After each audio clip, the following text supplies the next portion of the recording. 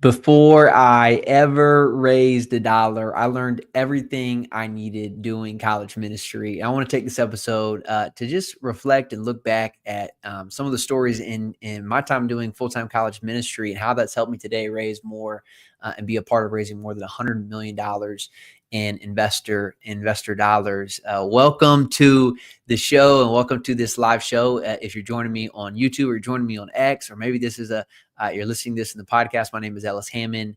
I serve as the Vice President of Capital now at Aspen Funds. But man, I've done a lot of things over the years, including being a college pastor. I founded my own multifamily company. We've raised a lot of money, both in multifamily and land, and now with Aspen and energy and private credit and industrial. And if you're listening to this on the podcast, then this is going to be actually our first episode that we're going to launch in this new format. And we're retitling this show, Raising $1 Billion. And the reason I titled that show is the reason we titled it this is because this is exactly what we're doing here at Aspen Funds. Over the last 12 years, they've raised about $250 million. I've recently joined as the Vice President of Capital. And our goal over the next several years is to go from $250 million of equity to $1 billion by 2030. And I really just want to take this audience, I want to take our listeners on this journey with us and really show folks what we're doing, kind of go behind the scenes each week of what we're doing right here at Aspen to grow and to grow our capital, to grow our investor base, and, hopefully help other sponsors, help other capital raisers in their journey and potentially even work together. We work with about 24 fund managers today across multiple asset classes. And so I want to show you what's working so that you can be a part of it. And hopefully we can work together. And if that's of interest, go to aspenfunds.us/fund manager. And you can actually see that there's an application there and a video to work with us. But let's talk about today. I talked about before I ever raised a dollar, I learned everything I needed in college ministry, and it's so true. A little bit about my background: I served 7 years as a full-time college pastor, evangelist, disciple maker for a Christian ministry called Campus Outreach at San Diego State University, and it was a wild and really fun time. I, spent literally the first 3 or 4 years I was in ministry, I lived down the hill from the campus and I would ride my skateboard, which seems so funny now. I'd ride my skateboard to campus and I absolutely loved it. And today I've been a founder. Like I said, we've transacted on more than, personally transacted on more than 1,200 multifamily units. We've raised tens of millions of that. I'm now serving as vice president for a $250 million equity company on a path to $1 billion over the next 4 to 5 years. And, I think what makes, I believe my advantage in this space, especially when I look at other private equity firms, it is not that I am an exceptional financial person, right? I'm not saying that I have not learned a lot. I've definitely learned so much about finances. I've learned a ton about investing over my time as an entrepreneur and founder. But I think the advantage that I have in our space is my time in college ministry. And I think there's a lot of things that I learned there that have made me a very, if I think about the thing that I'm really good at, when someone says, Ellis, what is your one thing? Like, what are you best known for? And the more that I've got to know myself, across multiple ventures now, we've started masterminds, we started communities, we started syndication firms. I've been here serving as vice president. The thing that I'm really good at is I know how to get attention, I know how to promote, and I know how to build community. And all of those things I learned during my time as college ministry. Like I can think of times. Let me just tell you a couple of the lessons that I learned. I'm going to give you some stories.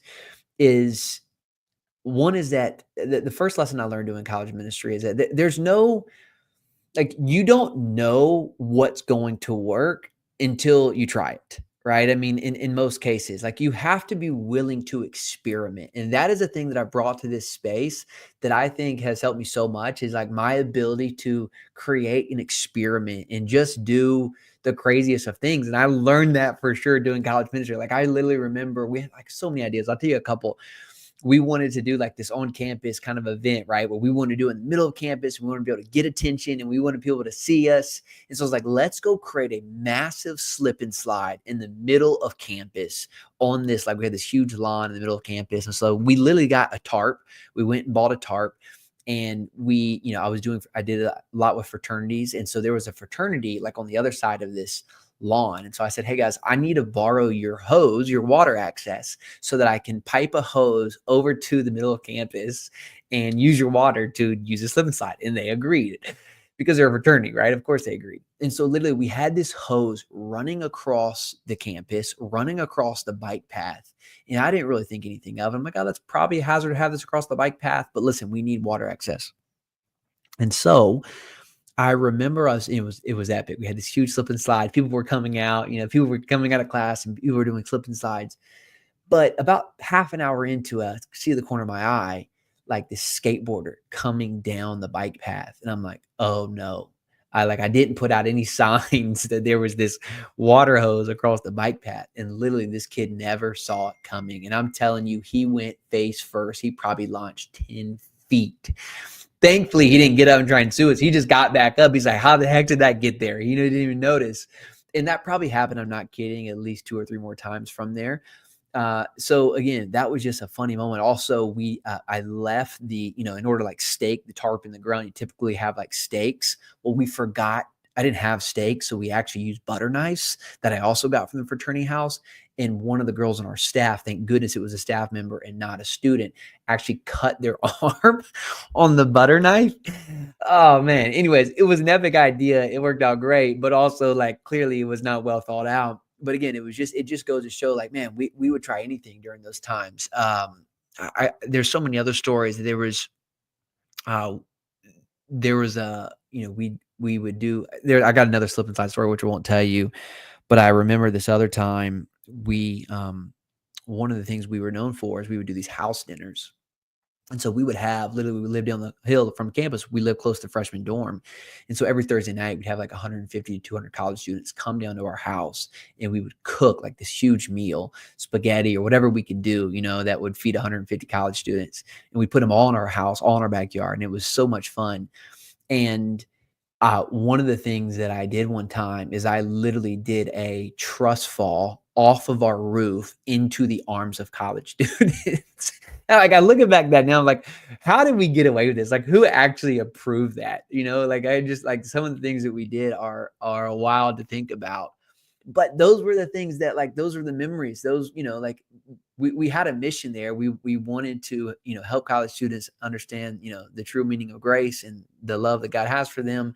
And we had a bigger message in mind, but we had to get their attention. We had to promote. And so literally we just would sit in a room and we just think like, what are the craziest things we could do?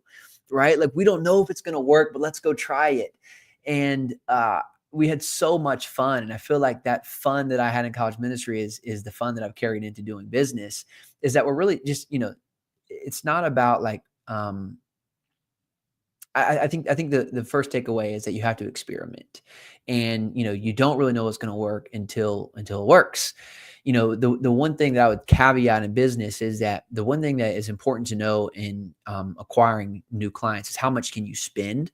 And so you don't want to just go spend randomly, but you do want to know what is your acquisition cost. And that is one lever that I've learned over the years, is having a really clear idea of lifetime value of your client, lifetime value of your customer, and how much are you willing to acquire in order to go get a new client. And that's really significant. That's really, really important metric when you're going and experimenting, you're going and strategizing, you're going and trying new things, is you need to know, okay, if I spend $1,500 to acquire a new investor, when am I going to make, like, how long is it going to take me? Is it 3 months? Is it 6 months? Is it a year to be able to make that $1,500 back?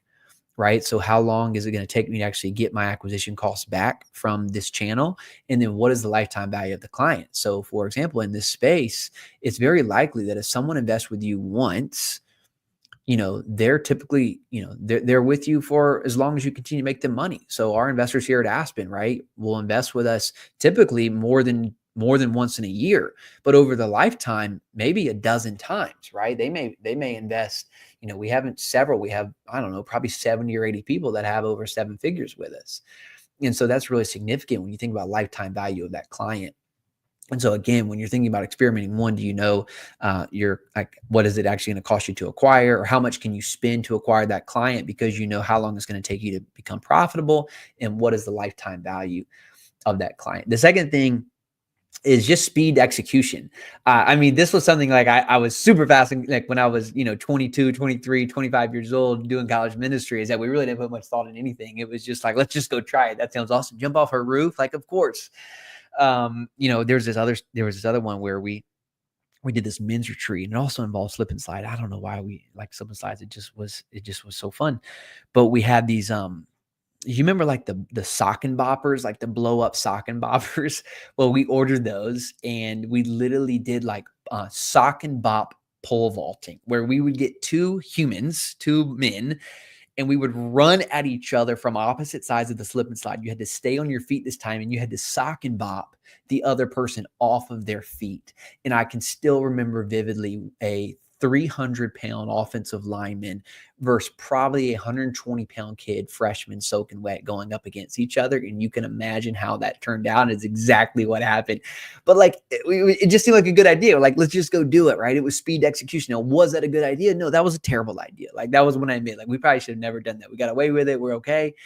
Um, you know, I can think about, one of the things we just did here recently at Aspen is we wanted to do an on-site tour for one of our assets. And unfortunately, I promoted it and it seemed like a good idea. Well, we did the tour, and to be honest with you, like two people showed up. So we spent money, we spent time, we had partners out there, and it was supposed to be this really big fun thing, and no one came. So that was like an idea that didn't work out well. But we tried it, and we executed it fast. We failed, we failed fast. And that's something I've always as a value in all of our companies is fail fast. And I think that's hard for some people. It's never been really hard for me.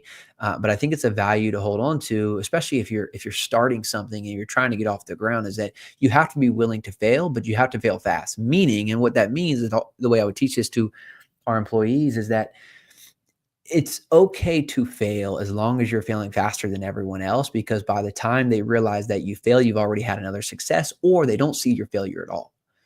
And that was so key early on, in our businesses that we started, is that, man, we're trying so many things so quickly that, you may not even notice the setbacks. And so all you might see are the huge successes, but not realizing, man, we've already tried 100 other things before this one thing worked out. And I think that is so key, because again, you just don't know if something's great or not until you try it in most cases. Now, unless someone else has tried it, but the things I've done or things I'm doing, not a lot of people have tried, or not a lot of things have happened like in this type of sector or this type of industry. And so speed to execution, I think the point I'm trying to make here, to ramble on, is that speed to execution is just as important, if not more important, as the idea. And if you're going to try new things, like execute them quick. So in this business, that can mean, over the years, like if you have a lead magnet idea, right, where you're trying to figure out, hey, is this lead magnet going to work? Instead of spending a bunch of time going and creating a lead magnet, go put a landing page, go build a wait list and say, hey, I'm building a lead magnet. Go ahead and promote it, get the emails. And if a bunch of people sign up for it, then it works. Go build the lead magnet, or go do that for a course. Instead of spending time and money on recording a course, go promote the course or a book. I've done this for a live event where I was going to do a real estate investing event in San Diego. And before I went and spent all the money for the conference and the room, the lunch, and everything that goes along with putting an in-person event, I just went and promoted and tried to sell tickets. Well, guess what? No one bought the ticket.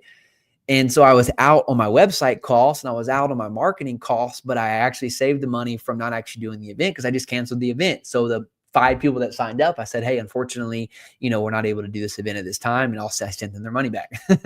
Right. And so speed to execution is just as important as idea quality. And you can do a lot of things by just, testing them first, or figuring out, hey, how can I go get proof that this actually works before doing it? My third point is exactly that. Creativity doesn't require capital, all the time. So like, you can be creative, you can try new things without actually having to put a bunch of money out there. I mean, this is exactly how, when I think about when I got started, I had no idea what I was doing when I left college ministry, but I transitioned out of the ministry to become a full-time real estate entrepreneur, and I had no income. So like, I know what it means to be bootstrapped. I remember being on my back 4 months in thinking, holy crap, I'm 60 days away from running out of money. What do I do? You know, and so, this is early on. I mean, it was organic posting on LinkedIn. It was trying to, we held a podcast show. It was putting myself in places of authority. But, creativity doesn't require a lot of capital. Now, it's a lot easier to try and do, access bigger audiences with money. One of the things we did recently is we hosted about 25 fund managers to Kansas City, and we rented out a hotel area. We actually got tickets to the Chiefs Bucks game, Monday Night Football here in Kansas City, and we treated them to just an incredible, fabulous, fun 2 days here together. And that was a tremendous event for us. I mean, that will probably produce somewhere between an additional $15 to $25 million in equity just this year from those relationships. And so that was an incredible event. So yeah, I mean, like, again, you can't do something like that without actual capital. So if you have capital, that's amazing. You can do stuff like this, but it doesn't always require capital to be creative. And, think about ways to share your costs. For example, you could do events, or you could do, local dinners in your area and figure out ways to share those costs. Maybe you partner with another fund manager. Maybe you partner with another business in the community where they sponsor the event, that you're going to be doing, right? That's something that I've done, where I actually get another sponsor local to the community that is maybe not a competitor, but like an adjacent benefactor, or I don't know what I'm saying, like adjacent business, right? So in our industry, that might be a custodian, IRA custodian, or it could be, CPA or tax professional, someone like that, to actually be a part of the event for you, to help share the cost. I mean, we're literally doing this right now on another event where we're doing that. We have a vendor relationship where they're actually helping sponsor the event to lower our costs. Even though we have the money, we still want to be able to figure out efficient ways to, exercise our marketing budget. So we're continuing to do that today. And then lastly is just learn by watching others. This was the last thing that I think I learned in college ministry is, again, I was 19, 20, let's see, when I started in ministry, I was 22 years old, and I never ran or started college ministry. So I looked at what other people were doing. What are other people doing? Not to mention, I moved to San Diego. I'm from South Carolina. I don't know if you hear the country accent, but I remember going on campus. And again, my job was an evangelist. So like, I was literally just walking up to people or walking into fraternities, not knowing anyone. I remember early on, in the South, we would wear plaid shorts, not plaid. What do they call them? Pleated, the pleated khakis. If you don't know what I'm talking about, look it up. This is a real thing. I don't know if they still do that. I haven't been there in 10 years. Well, back then we would wear pleated khakis.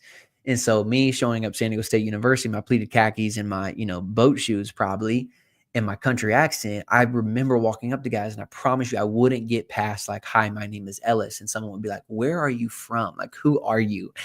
And so I had to learn, okay, how to dress. I had to learn like how to, what are people interested in? Like no one was going to sign up for a Bible study, right? So we had to create other things.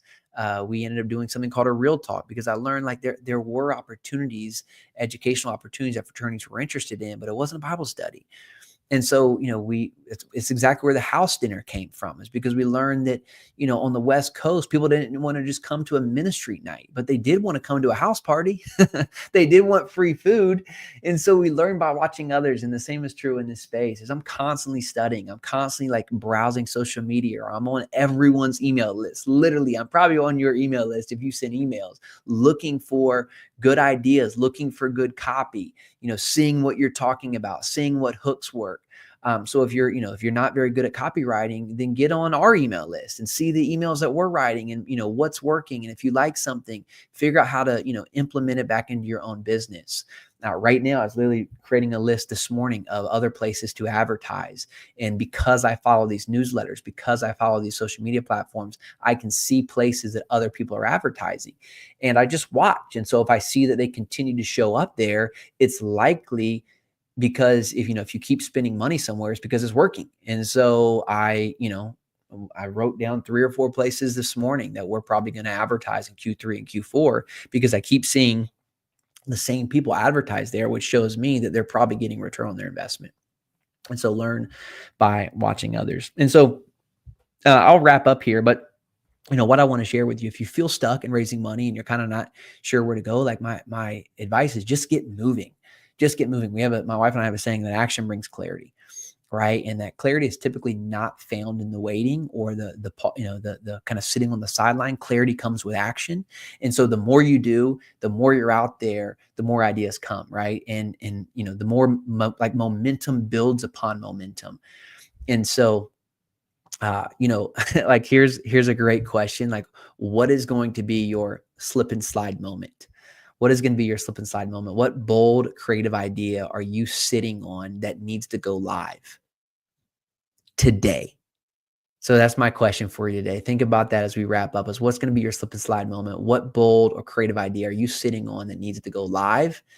And go do it today, or go figure out how you kind of create or iterate a version of that today just to go see if it works. Again, you don't even have to have the full thing fleshed out, but go test it somehow. Go take action today and get momentum. Hey, I hope that helps. Again, if you're a fund manager, a capital raiser, or even a lead sponsor, and you are looking for opportunities to partner on, meaning you have an investor base that you have trust with, and you're looking to maybe diversify your offerings or grow your business. The hardest part is building trust. The easiest part, in my opinion, is actually finding great opportunities. You've already done the hard work. Go to aspenfunds.us/fund manager, where we work, and want to partner with experienced capital raisers who can raise and bring at least $1 million to the table. We have opportunities in private credit, industrial, oil and gas, and a lot of those opportunities actually pay on an annual basis on the money that you raise. And so we have, all the legal structure in place so that you can do this legally. And, we share a lot of our marketing stuff with you to help you promote and grow your business. So would love to chat with you there. aspenfunds.us/fund manager. Hey, if you enjoyed this, please subscribe and consider sharing this with a friend. Thanks so much, everybody. Talk soon.